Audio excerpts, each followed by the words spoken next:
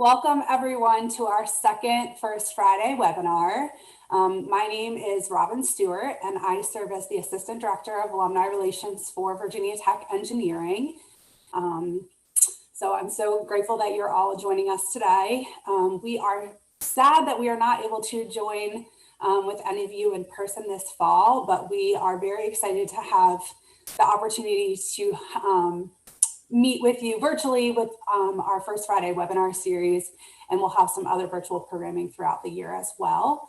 And it's been able to bring together Hokies from far and wide. The range of alumni we've been able to engage with has been very, very exciting for my team. And today we have Hokie engineers ranging from current students to the class of 1963. And you all are living anywhere and everywhere between Washington State and Florida. So there's, a great opportunity has come out of this unfortunate session of life that we're in right now. Today's speaker is Jake Socha, who is a faculty member of our Department of Biomedical Engineering and Mechanics. As our newest department within the College of Engineering, there are a lot of exciting developments happening. Our department head, Jennifer Wayne, is joining us today, and she's kicking off her second year in her role. And Dr. Wayne is a Hokie by degree and within her role as department head. So it's always nice when alumni leave Virginia Tech and then come back to work here. I think it really demonstrates how incredible of an institution Virginia Tech truly is.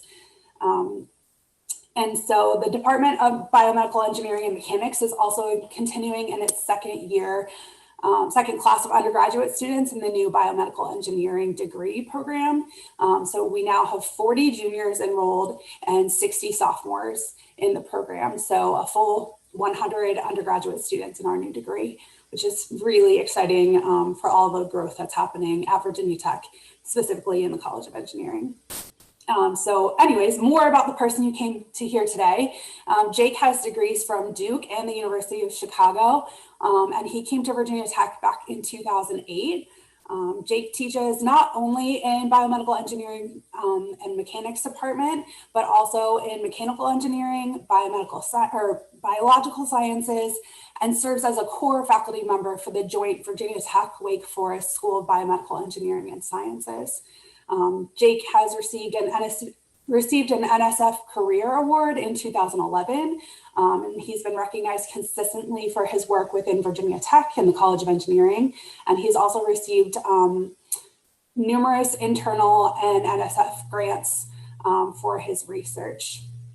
So just a couple housekeeping items before we get started.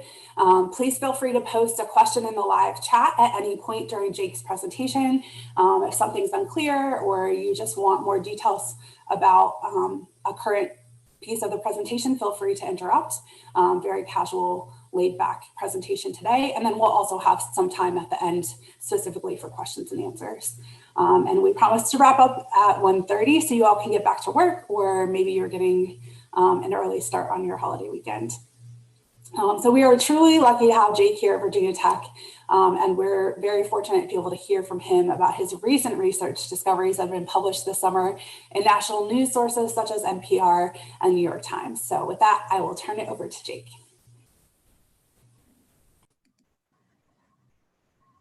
Thank you, Robin. That was a really nice introduction. Hi, everyone.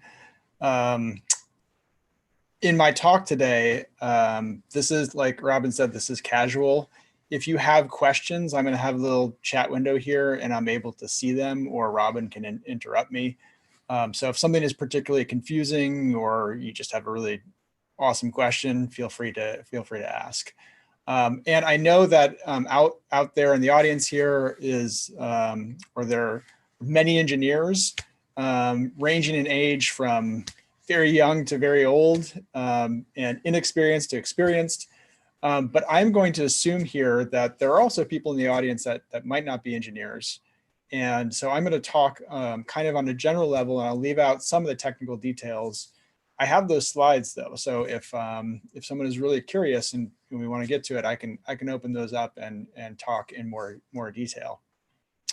Okay, so off we go. Let me share my screen. Give me a second.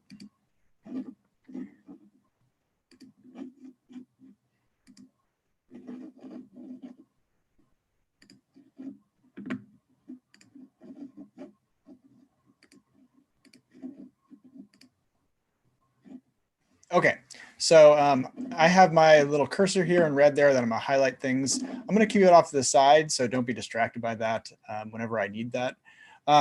So as I get started here, there have been numerous people over the years that have helped with this research. They're not all on this page, but I do want to point out, in addition to the people, that the bulk of the work that I'm going to be showing you today, which is just a subset of some of our lab's work over the years, was supported by an NSF Career Award from the program called Physics of Living Systems. So I really thank them for that grant that enabled this work. And I've been supported, and my lab has been supported by numerous other agencies and entities, including Virginia Tech. So for all of you who have paid tuition dollars since I've been here, I thank you as well, because a tiny fraction of that has gone to support this region, very, very small fraction. Okay, so let me get started here by giving you a general introduction. So the field that I am interested in is called comparative biomechanics. And I also do something called bioinspired engineering as well. Let me start you with the comparative biomechanics. So I am interested in how living things function from a mechanical perspective. Now, those of you who are familiar with biomechanics are probably most familiar with human biomechanics, which is a fascinating area. But if you look beyond humans, there's a world of other species out there.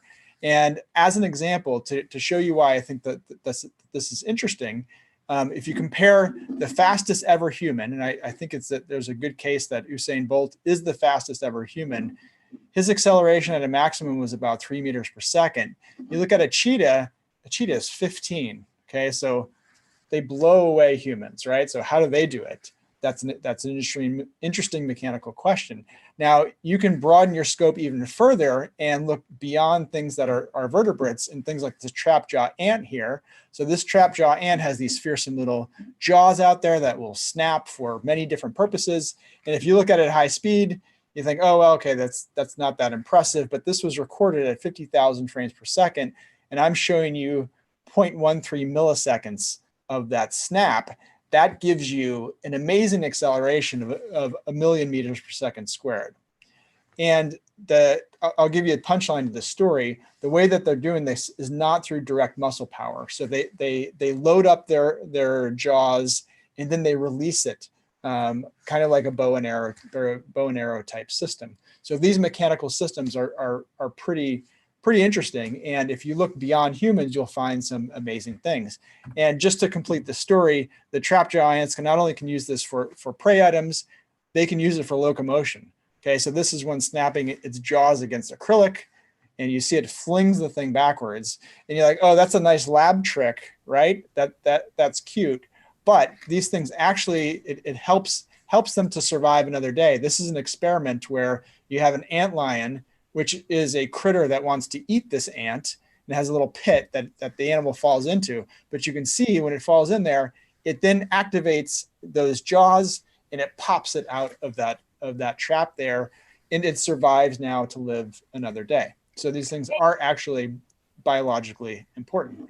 Now, give me a second here. I realize I just, I have not, I don't have the chat window up, and I want to make sure that I see that. Okay. Yeah, it doesn't seem to have advanced to the slide with the ant. Aha. Are we stuck on the slide? Yeah, it's stuck on your introductory slide. Wow. So everything I just said was probably made no sense whatsoever. That's really too bad. Let me share my screen in a different way, and we'll see if we can fix this.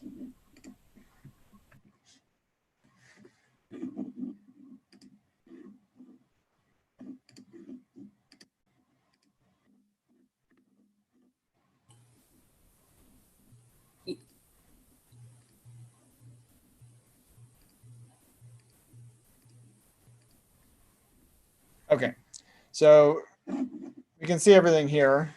How about if I go to the next slide? We see that? That is working now. All right. Sorry about that, everyone. Okay, so here's that fearsome trap-jaw ant that I was showing you. Obviously, before you know Usain Bolt and you know cheetah, so you can probably visualize those, right? there's the trap jaw ant. It's snapping its jaws. And then here is the video of the ant flinging itself backwards. So that might be a little more impressive if you see it than me just saying that, right? So that's a pretty amazing thing. By the way, the first time I saw the video, I was like, wow, that's amazing. Okay, and then here is the ant now surviving to live another day, falling into the pit and then snapping itself out of there. Okay, so the other aspect of this is bio-inspired engineering, which is taking what you learn from nature and then trying to apply that to new engineering design. Okay, so before I talk about the snakes, I want to give you a little bit of an overview of my lab. So we don't just work on snakes, we work on all kinds of different critters like frogs and ducks. So how do ducks land on water? That's actually a project that we did at the duck pond. For those of you who remember that, I think you all should remember that. You never thought that, well, there's a pond there and there's ducks there. Is anyone ever going to study how they land? We were actually the first ones to do that, which seems surprising. We also work on insects and how they move fluids inside their bodies, asking questions like how do insects circulate their blood? How do they use compressible tracheal tubes within their body to breathe? And of course, then a major portion of my lab works on these snakes. And so our questions there revolve around their gliding ability. So how do they fly? If they have to fly, they have to land without dying or getting injured. So how do they land? And then things come up where by studying these animals, they lead to new questions, right? So you make observations and then generate new questions. Some of those new questions are, how do they cross gaps? So we've discovered that they can use their jumping ability that they use when they're gliding to actually cross gaps that other snakes can't reach whatsoever. And then bizarre things like, why do they stick their tongues out? We don't, and hold them there. They don't oscillate in this behavior. It's kind of weird. Okay, so let's get on with the gliding stuff, right? So that's what I think most of you are here for today. And again, I'm going to go back up. Oops. And make sure I have the chat window up there. Okay, I have it up now. Okay, so there we go. So our major large question here is, how do you turn a normal snake like this one you see here on the left, in which there are thousands of species of normal snakes, into a flying snake like the one that you see in the right here, of which there are only 5 species. Okay, so to understand that evolutionary transition, you have to understand what the physical context of gliding is, meaning what does it take to be a long, skinny thing that's essentially a cylinder and turn that cylinder into something that can fly through the air. Because I can guarantee you, although I won't talk about the experiments, something like this does not fly through the air and also cannot fly through the air. Okay, so the major questions are, what are the tricks? What are the physical tricks that this snake is doing to be able to glide in the air? Okay, so these are our players, the flying snakes, and this is where they live. So our flying snakes are 5 species, and I'm showing you 4 here. They're all of the genus Chrysopelia. So the genus means that they're all close relatives to one another. And presumably gliding evolved only 1 time. Okay, so it didn't evolve 5 times in 5 different species of unrelated snakes. It happened once, and to me that's not particularly surprising. They live in forests, so they live in trees. They glide from trees. They can't go up. They can only go down, so they have to start from up high. And these trees in the tropical forest are found in only one part of the world, and that is Southeast Asia and parts of South Asia as well. So from southern China down through the Malay Peninsula, in through Indonesia, parts of Philippines, and really ending here in in eastern Indonesia. And then they're found in some parts of India and also in Sri Lanka. All right, so getting a sense of their size for scale here. So I'm holding one in my hands, and I'm not a particularly big person either. I'm kind of short, actually. And so these are not big snakes. They're about 3 feet long or so. And the best gliders are really no wider than like my finger here, okay? And we see through our studies that the body size really matters. So as they get bigger, they become less effective at gliding. The best ones are really about 15 to 20 grams in size. And for scale, you know, a nickel has a mass of 5 grams. Now, the juveniles are also able to glide.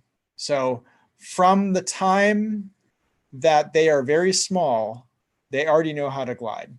We haven't tested them right out of the egg. That's something that we would like to do. We've had breeding efforts in my lab of the snakes.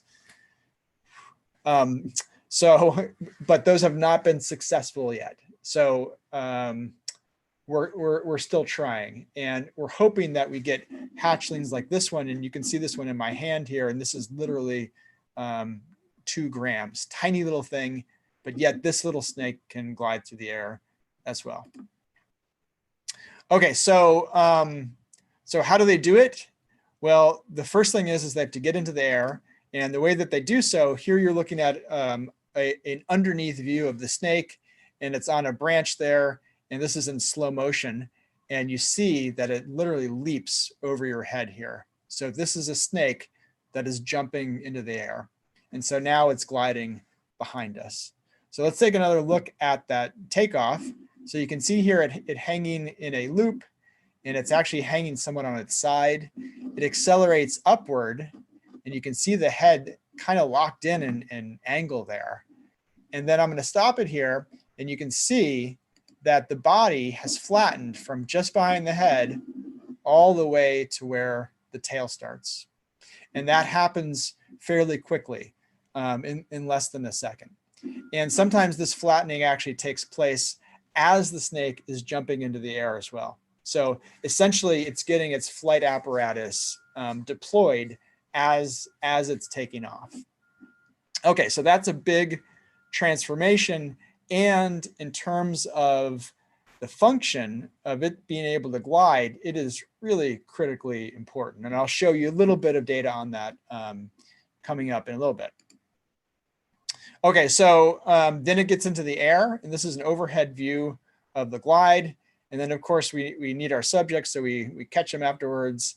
That's an undergraduate. I love working with undergraduates in my lab, and they're good catchers. Okay, so you can see here that that the snake is moving its head from side to side, and then in the air you see it form these very big waves to the body, and those waves travel down the body toward the tail. So it creates a traveling wave that moves backward along the body. I'm going to show you a couple of other videos. So here's one that's jumping off a branch rather than a box, which was my first study. And you see here, as this one glides over our cameraman a couple feet above, you see one of the striking features here is the tail movement. And the tail here appears to be some kind of floppy, and it almost looks like it's being passively moved, kind of like a whip. So we are actually not sure if this tail movement has any effect on its gliding at all. Maybe it helps with its turning, which I'll show you in a second as well. But the tail doesn't actually have much mass in it. So it's a little unclear about what it can actually do. That's still a big open question for us mechanically. All right, so this is a side view. The snake has just leapt off, and you see it flattened out there. And what is interesting about this view of things, so this side view, is that you can see the head down and you can see the tail up. And the thing is, it looks like it should be rotating forward. It should have this pitch rotation that looks like it's going to cause a problem, but it doesn't. And the tail comes downward. So the snake is able to control itself. And I've never seen it flip over. Okay, so they're always under control. And then you see the head kind of locked in position, and you see the tail is going to move up and down. You see lots of movement in the vertical axis here. Okay, so this is a really dynamic glide behavior. So all of the gliders that we're aware of, they're not moving much at all during the glide. Maybe you have a flying squirrel that's holding its membranes out and it's moving its tail a little bit, but for the most part, all of the gliders are really static things. All right, so here's another cool thing that the snake is able to do, and actually a pretty shocking thing that it's able to do, which is that it's able to turn in midair. And so here you see it in slow motion. I painted dots on the snake so that we could track them in 3D. And you can see I wanted them to land on this fake tree here, but it has something else in mind and turns away from it. And you can see our helpers here were going toward it in this direction and then had to divert once they saw the snake turning in the air. We also can have sharp turns if they occur early in the glide and if the animal is small enough. And so here you see the snake leap out, do a tail maneuver, and now is moving 90 degrees to its initial direction very, very quickly. And if you're interested, my volunteer here, with the first time this happened, it scared him half to death. He was not expecting the snake flying over his head. He then later actually got a job at the Singapore Zoo. So I think that the animal experience didn't scar him for life. Okay, so a major question that, or you can see a very obvious and major question is, how does the snake control its glide? And a corollary of that is, how is it generating aerodynamic forces? So the way that the snake is moving mass around and the way that aerodynamic forces are acting on the body will influence the way that it moves through the air. And one of the reasons why I find this to be a very fascinating question is because this animal has a symmetry in the air that is different than most anything else that I can think of, both in the animal world, in the organismal world, because there are things that fly that are not animals, and in the engineering designed world. So if you freeze frame the snake in the air, you see here that it does not have left-right symmetry like this bird does, as does this gliding mammal here, okay?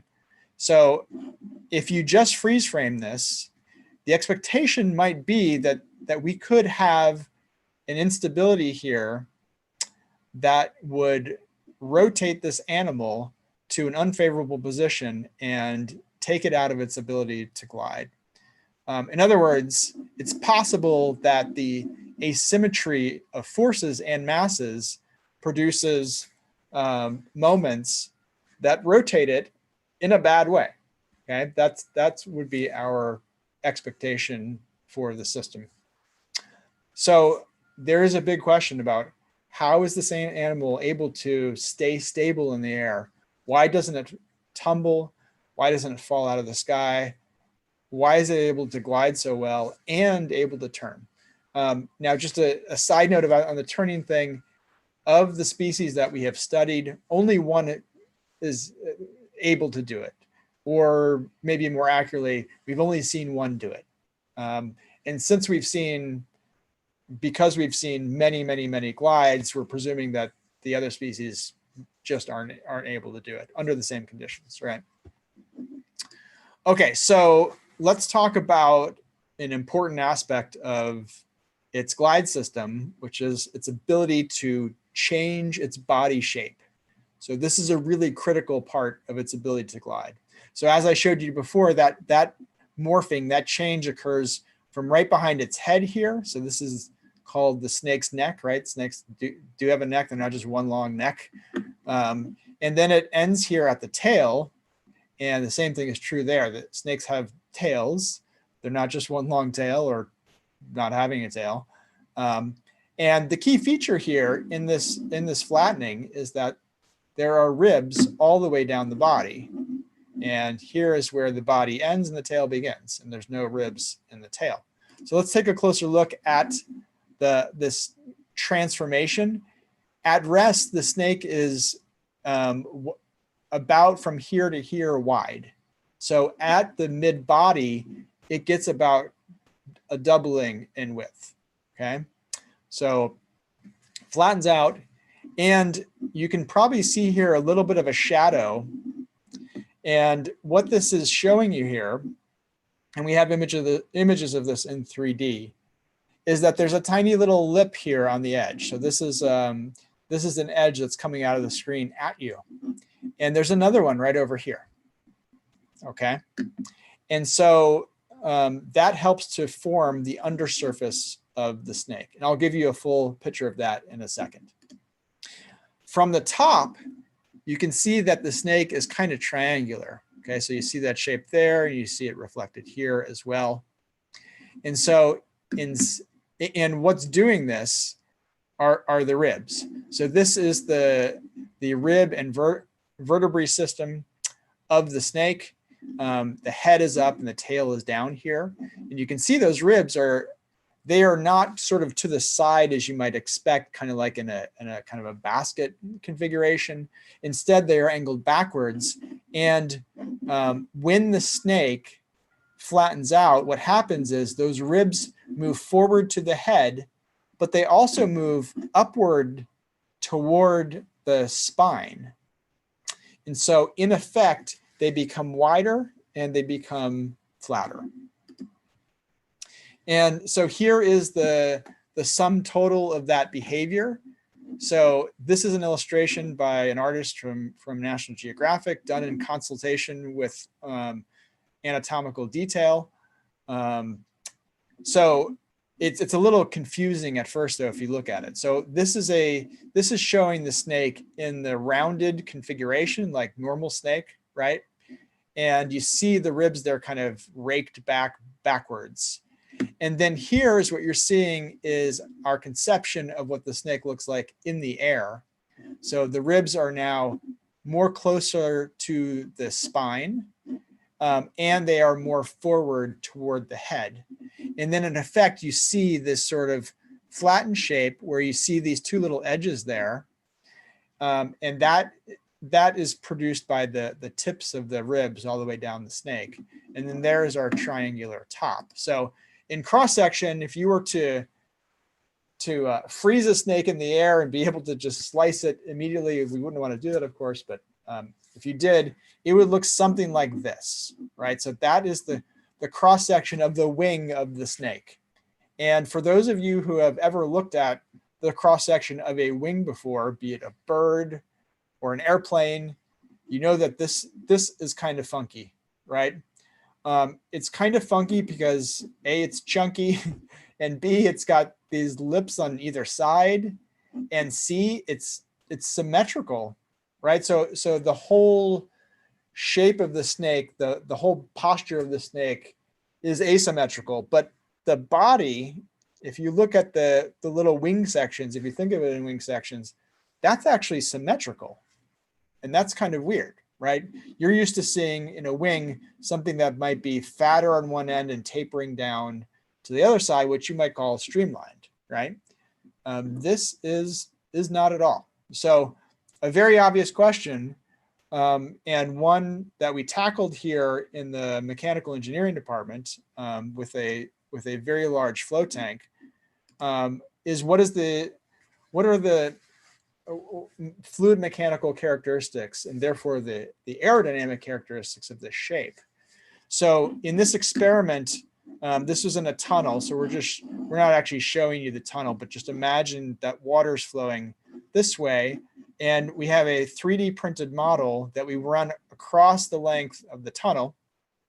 And so this is a 2D model that's printed in 3D, meaning that it has the same shape all the way through, and it abuts the walls. And then we had force transducers that were connected to this that will measure forces in the horizontal and in the vertical axes.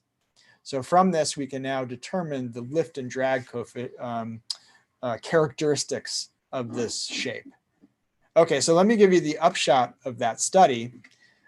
So this is a confusing plot, but what you need to know is that as you go upward in number, the shape becomes better at producing lift.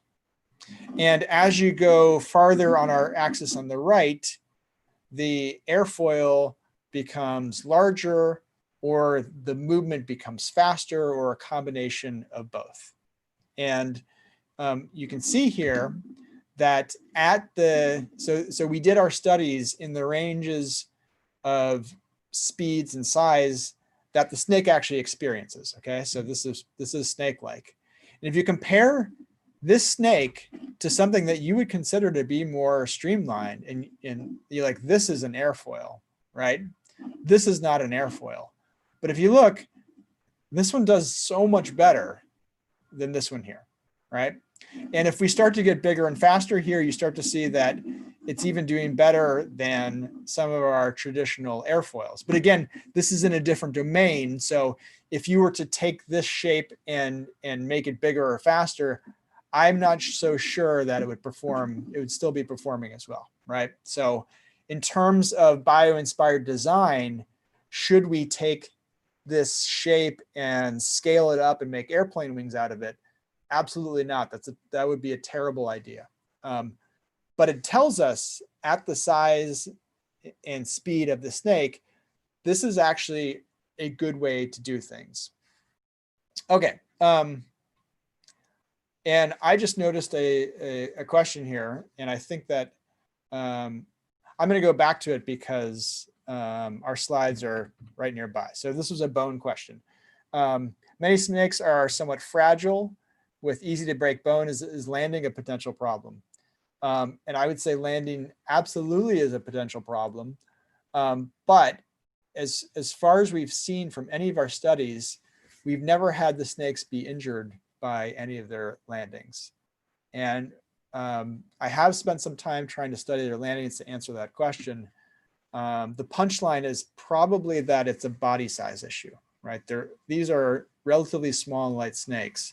If you made them bigger, then they'd have a problem. But that's a question that we have not really addressed in detail. So that's a really interesting one. Okay, so back to our aerodynamics here. So the punchline is that this is a good shape.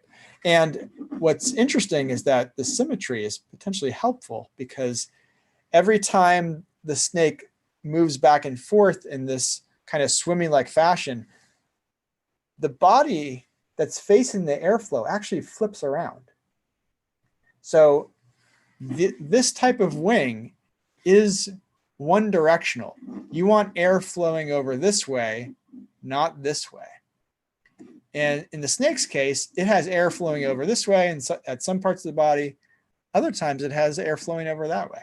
So it's actually a good design for what the snake actually does.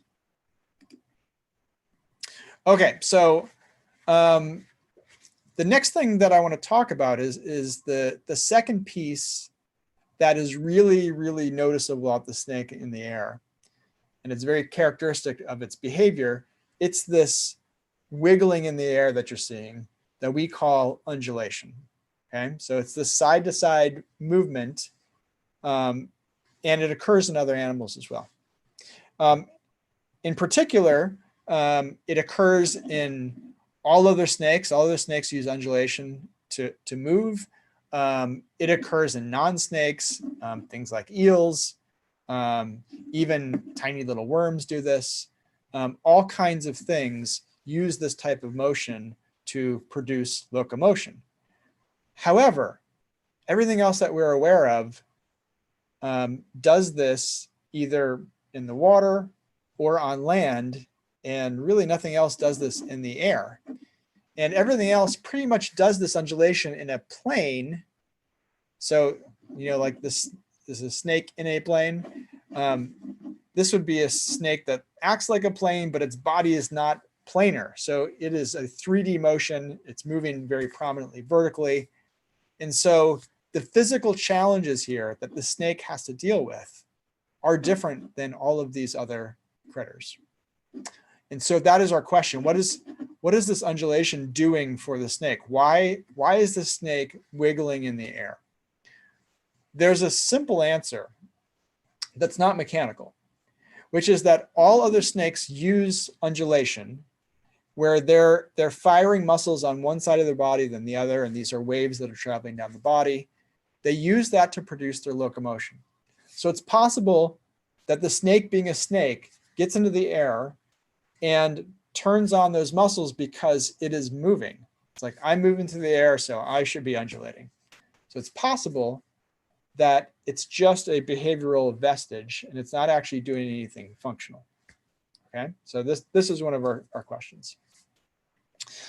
Okay, so this work that I'm about to talk to you about is from a recent paper that came out in Nature Physics. And I'm actually giving away the punchline right here, which is undulation enables gliding in flying snakes. That's the title of the paper. So the answer is that it's not functionally useless. It's doing something that's really important. And I'm going to take you through why we think that that's so. Before I do that, I'm going to talk about some fun things that happened. So this article came out at the end of June. Some of you might have seen it in the popular press. And there were some fun things that happened. So like, you get articles like this one: did you know that flying snakes existed? And my answer was yes, we do. We've been studying for over 20 years. And prior to me, I did not discover flying snakes in the slightest. They've been known since the late 1800s in the scientific literature. And then peoples of Southeast Asia had seen flying snakes. And of course, like many aspects of science, you have Western scientists who didn't believe them. And then you have a Western scientist coming along and saying, hey, these things actually glide. And you go, yes, you just weren't listening. So that was fun. This also, by the way, I never thought that my work would be profiled so heavily next to Hamilton. That's just not something that we typically expect as scientists and engineers. So here's another fun thing. So some of you are probably aware of who Bud Foster is. And I think he recently retired, maybe. Good time to get out, right? So Bud Foster has a Twitter account. And this is the type of thing that is in Bud Foster's Twitter account. So if you go look at it, you will see football post, football, sports, football. And on this day, it was football. And then the next tweet was retweeting the story about flying snakes from CNN. And then it was back to football. But this utterly delighted me. I don't know if he knows that, but I thought that was pretty great. Some other, Twitter is a bizarre world. So we also got things like this. Apparently Mr. Oat Milk Stan account. I don't even know what that means. I hope that's not offensive. The point here was that this was actually my first ever death threat as a scientist. He was very interested, but then he thinks that if we don't kill this guy and his team, history will reflect poorly on us. So I assume he was actually kidding. I didn't take that seriously, but that was fun. Okay, so back to the science.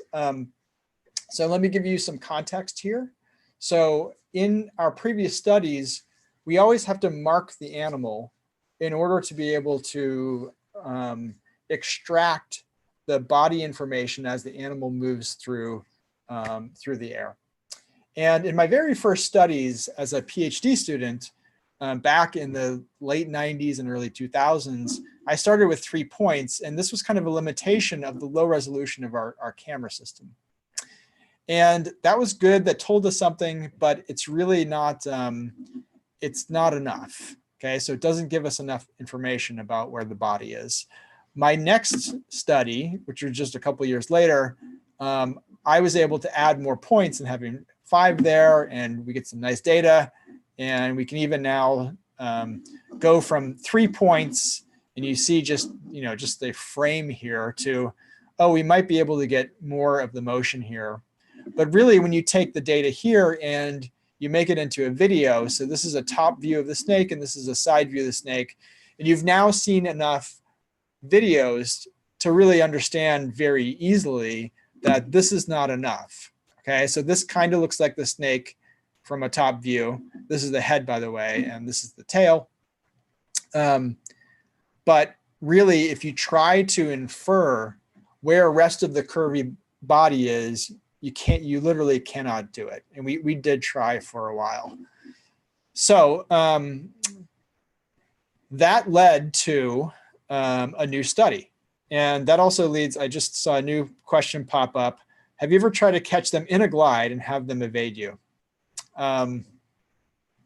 We have actually caught them once or twice in a glide, but not on purpose. It was more because the snake happened to glide right toward one of my volunteers that was trying to capture them, and they literally landed on them. So yeah, so they, in fact, I have done experiments where these are smaller scale ones where we're having the animal just jump from a relatively short height, and we wanted to land on a branch. And the snakes have a mind of their own, and they'd go off in different directions. And one of them would keep going to the same spot away from where I wanted it to go. So I would then move a volunteer. I'd say, stand in this spot and maybe it'll go somewhere else, right? And sure enough, the snake just kept doing the exact same thing, did not care about our human standing there whatsoever. So the evasion thing didn't really work. They do try to get away from me when I'm working with them on a tower or trying to get them to jump. But other times they'll come right back towards me, right? They have no fear. So working, this brings up a kind of a side note, which is working with these animals and do these experiments is a ton of work, because the animal has a mind of its own, and if it doesn't want to glide or jump, it's not going to glide or jump. And sometimes we'll work all day and get one or two good trials, right? And that's tough. And then that leads to the next question was, why did they glide? I didn't mention that, did I? Well, I partly didn't mention that because we don't know the answer. So to really know that answer, you would have to go into the wild and track them and watch observe how they are actually using gliding in the wild, under what conditions, under what contexts. Is some other animal chasing them? Are they chasing a prey item? Are they simply using this to get around efficiently or effectively or quickly? And I do know that they will try to escape from things like a human, and they'll go into a glide. But we haven't done that study, and it's a difficult study. And so I don't really have a solid answer to that.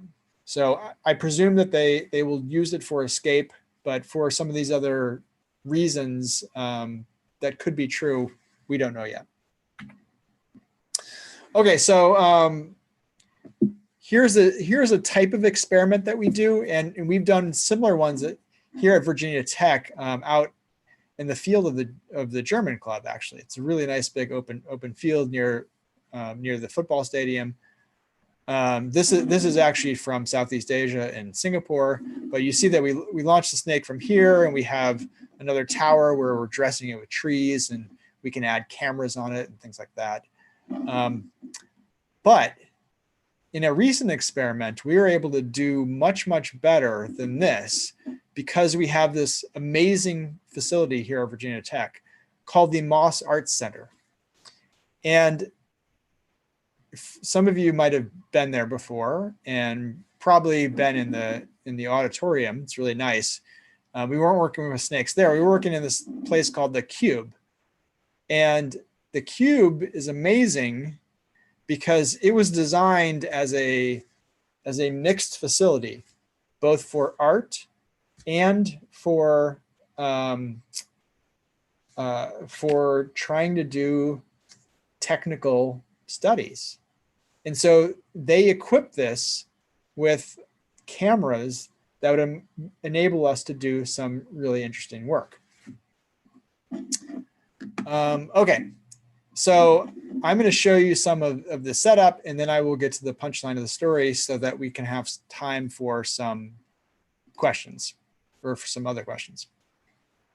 Okay, so this is the inside of the cube, and you can see here that it's a big open space.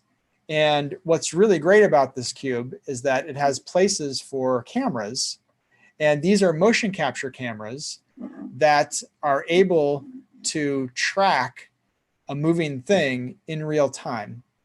And so some of you might be familiar with motion capture. You put little reflective balls. You might have seen actors have this done for animation purposes. So here we actually use tape on the animal because we didn't want to put little spheres on them because it might interfere with the aerodynamics. And then we, on the top of the arena, we put cameras, and then we line the whole thing with lots of foam, a lot of foam. And we then launch the snakes from a lift. So the lift is hidden here. And then this is what the snake is seeing from above. You see all of our foam here. You see a fake tree. And then you see our student here who's exhausted from working. I'm going to skip ahead to some other slides just so I can tell you the punchline of this story. So this is video from above.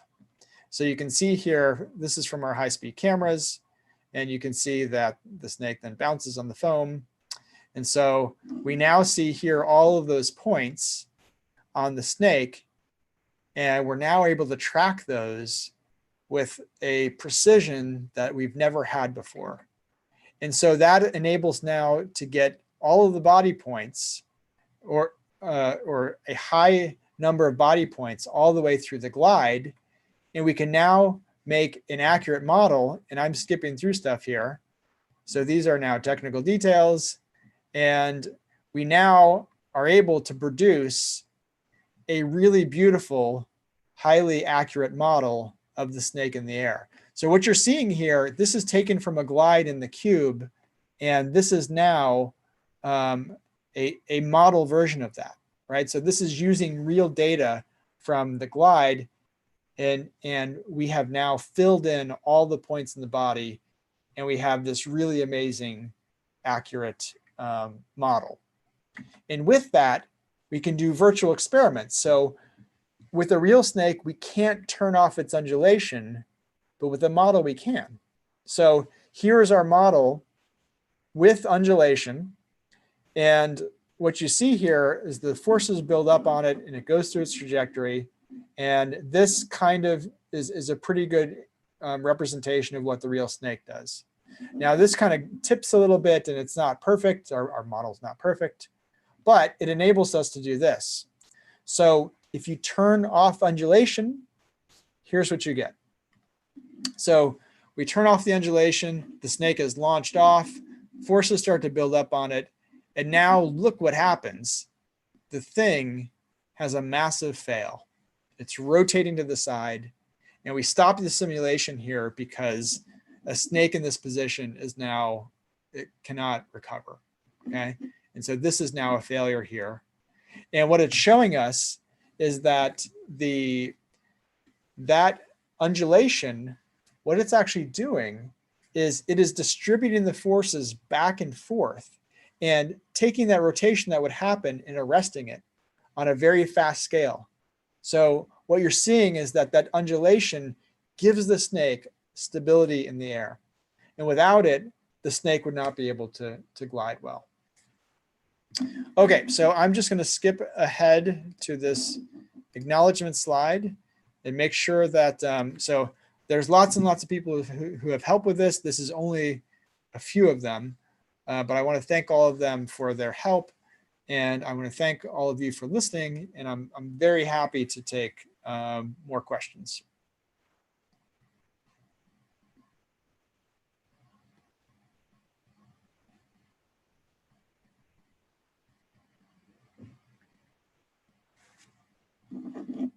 And Robin, are you going to tell me the questions, or are they going to come up in the chat?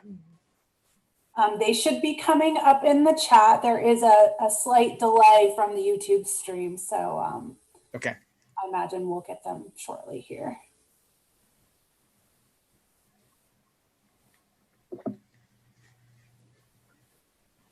And I will say, while I'm waiting here, if you're interested in this kind of stuff, if you go to our lab's website, there's lots more information. There are lots of videos, the actual papers. You can find them and you can read them.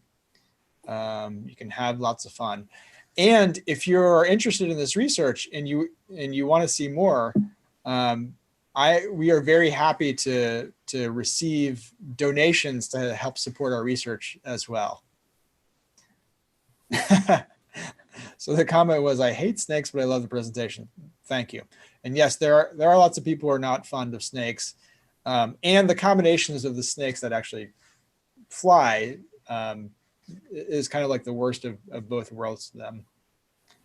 But believe me, the snakes, they're actually really small, and you're able to do much more harm to them than them to you. Jake, I have a question. Thinking about, obviously this isn't within your realm of engineering, but what do you see as the potential applications for the findings of your research? What other fields or areas, what other ways can this information be used? Well, I mean, my gut reaction to that is, I think there's great value in understanding the natural world. And so these studies provide a base knowledge. We never know at what point they might become more practical or useful in broader society or to other scientists as well. That said, there's a big interest in making flyers that are small. And the rules, the physical rules for making things fly at small scales is really quite different. The rules are different than when you consider larger, faster things. So there have been a great amount of efforts at understanding how animals move through the air, because there are many small animals that move through the air and they do it quite well. So if you understand them, you can then potentially apply them to micro air vehicles. So that hasn't happened yet, but it is something that we are very interested in. And in fact, I'm advising a senior design team here in our Biomedical Engineering and Mechanics department this year, and they're working on that very question.